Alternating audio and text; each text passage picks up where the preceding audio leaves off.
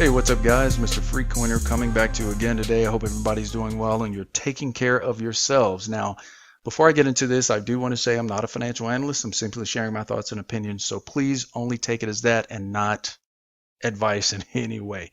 All right.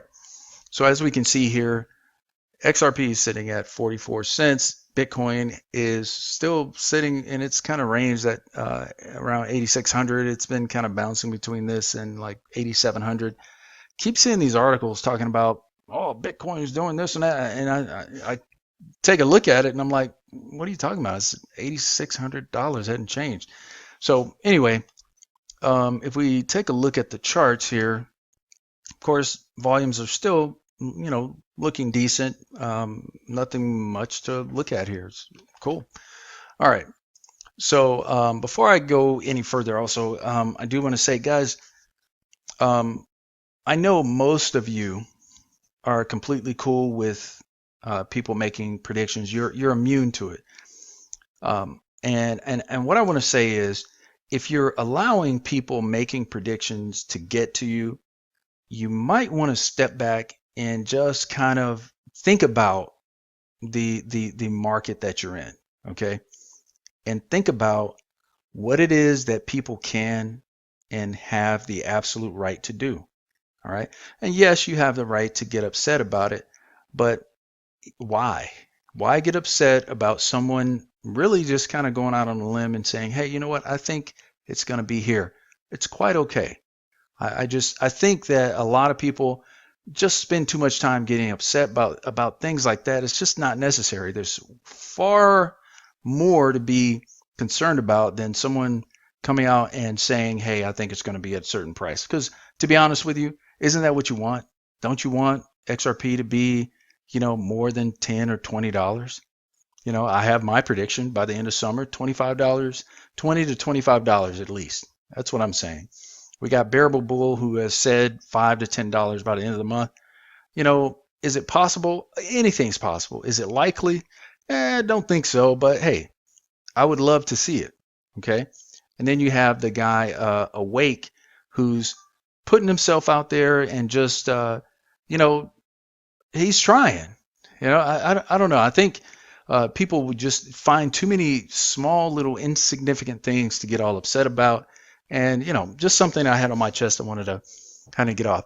All right, as we see here, XRP records rising momentum as millions of tokens move to Coinbase Pro account. Now, of course, 10 million XRP is really nothing. I mean, it's nothing to sneeze at, but as far as what has been transferred in the past, 200 million, 600 million, 800, on and on, it really isn't anything. But this article does make a good point, and I'll go ahead and read these quotes here. How did the balance get to zero? Isn't there a minimum for all wallets, more for multi-signature wallets?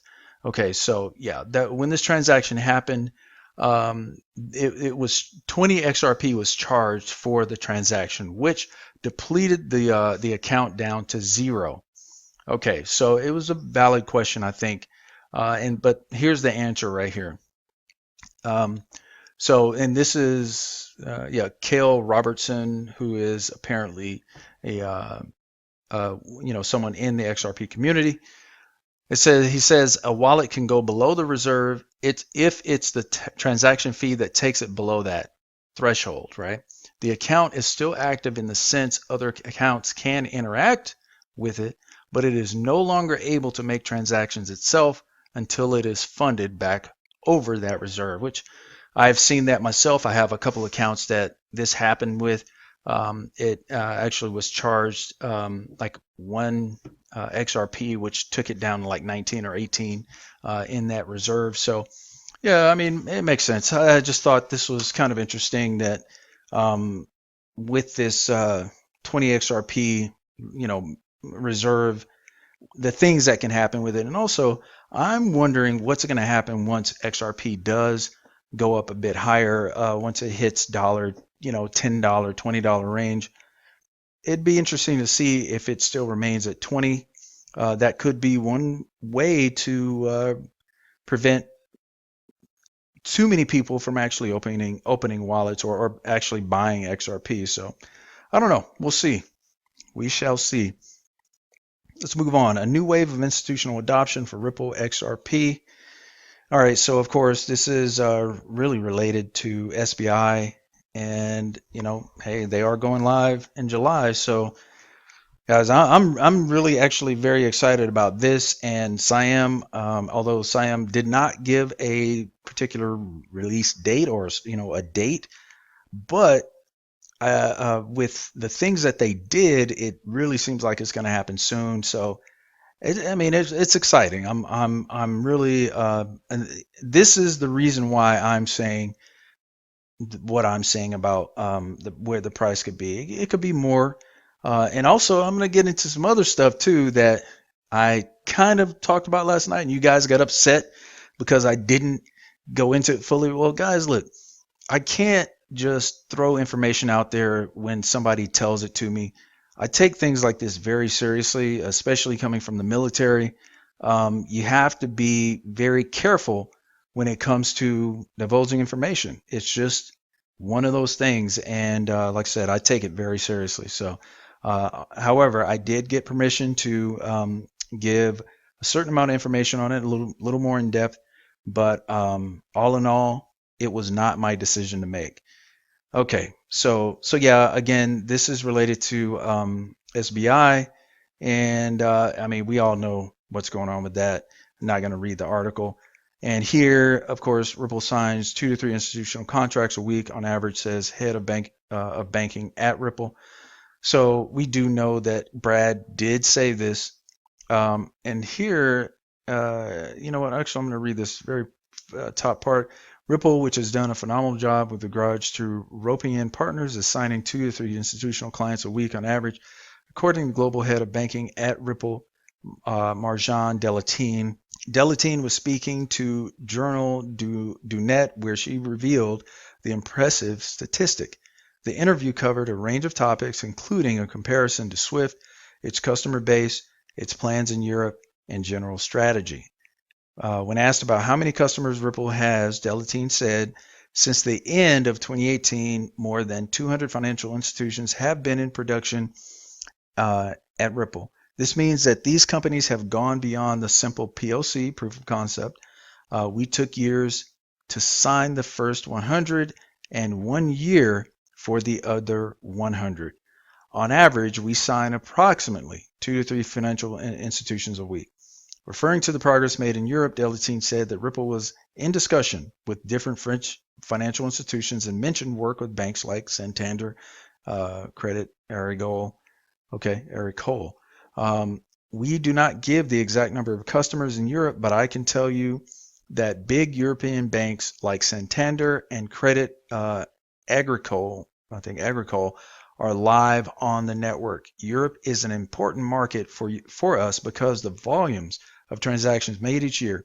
According to SADI, the International Fund for Agricultural Development, 150 million people worldwide receive money from people residing in Europe. And guys, remember, of course, do not forget about multi-hop. It's all related. This is all related to what's going on, X-Current. I mean, things are already happening in the background. So yeah, guys, it's all of this is a lot to be excited about, and it's happening. It is happening right now. We are in the midst of the ripening, or however you want to call it.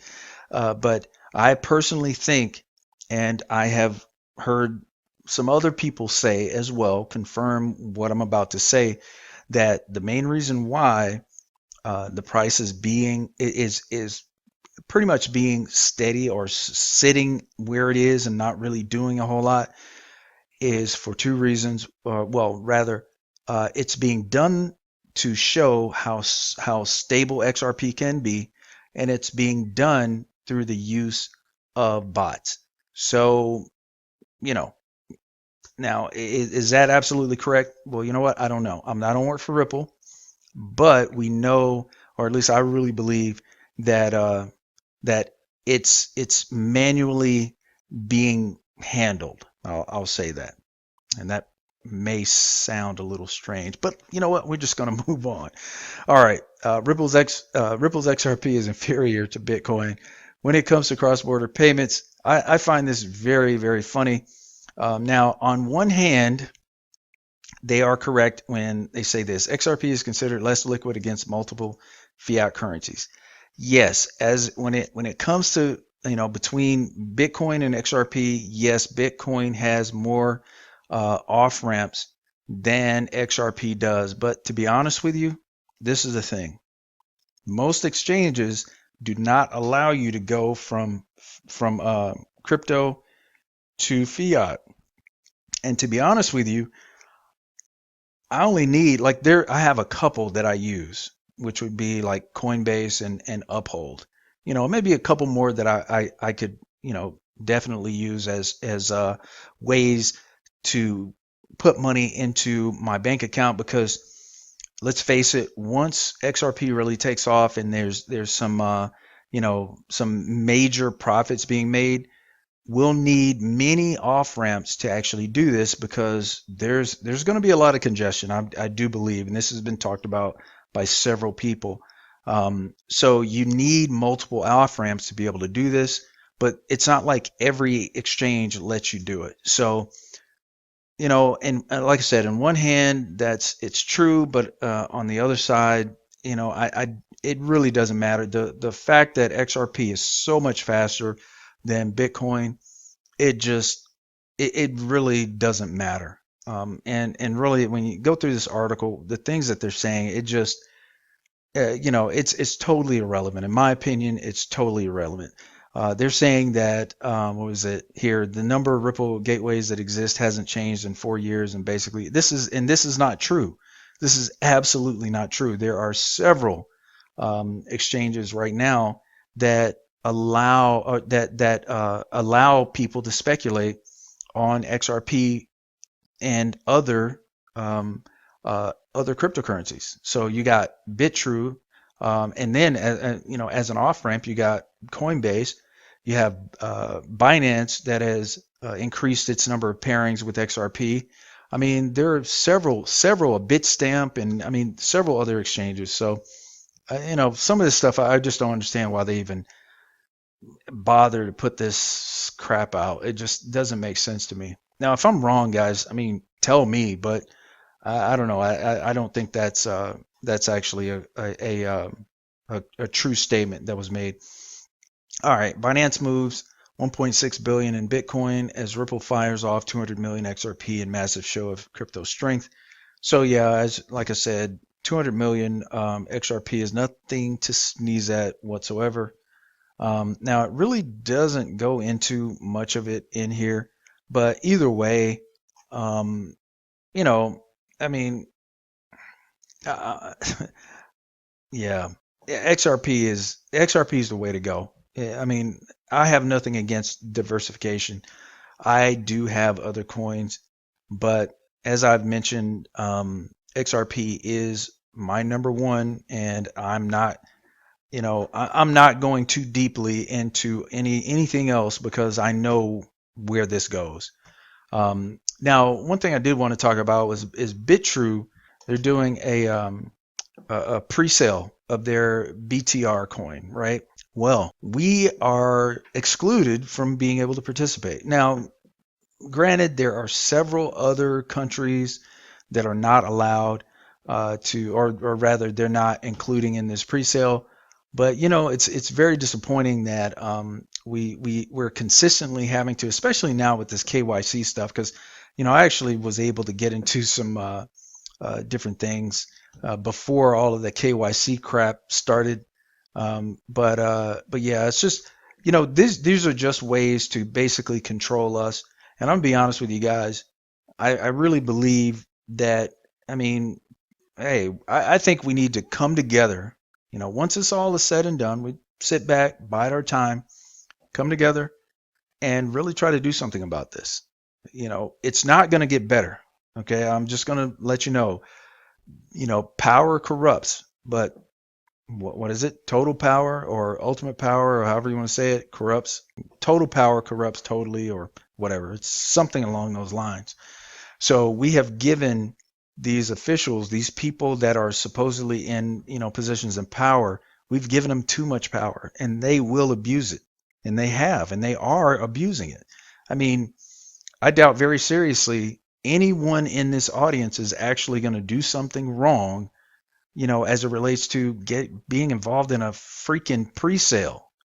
So why would you, unless you've done something wrong, why would there be such issues with the U.S. that a company would not want to allow U.S. citizens or any other citizen to participate in something like that?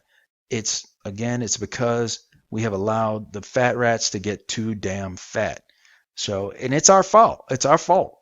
We can't blame anybody, but we are the ones that have to fix it.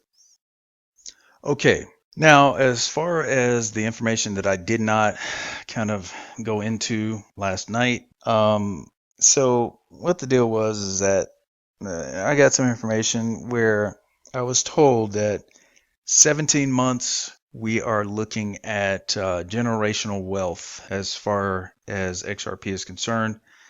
Now, I was not necessarily given a hard number of XRP you need, but the implication was that it wouldn't be like you don't need like 50,000 or 100,000 XRP. So, if I had to honestly give you what I think was actually being said, is that if you had, 10,000, anywhere from 10,000 to 20,000 XRP, you're looking at generational wealth in 17 months. Okay. And that's just, like I said, that's information that was given to me. That is not my prediction. It's not coming from me. I am simply relaying this. Now, another bit of information I got from someone who has, some pretty good ties. I was told that XRP will hit 5 digits. However, a time frame was not necessarily given. Okay, now we have seen where someone was saying that XRP was built for a $10,000 evaluation for one XRP. Well, according to this bit of information, that is absolutely true. So essentially, the point here is that right now, it doesn't seem as though XRP is doing much or will do much. Okay, as if you're simply looking at the price, this is not going to be permanent. This is not for all times. What you're seeing right now, 45 cents for XRP, is not what you're seeing. Not what you're going to see in the very near future. I mean, just look back 2017, it got to $3, and that was purely speculation, purely. Okay, so just think what's going to happen when you have speculation, FOMO, when you have institutions using it, plus institutional FOMO. Not to mention, we're dealing with the IMF, we're dealing with the Fed, we're dealing with so many different entities. It is just ridiculous. I do want to share one other bit of information though. Make sure that when you are able to turn your XRP into cash, do get something that is physical.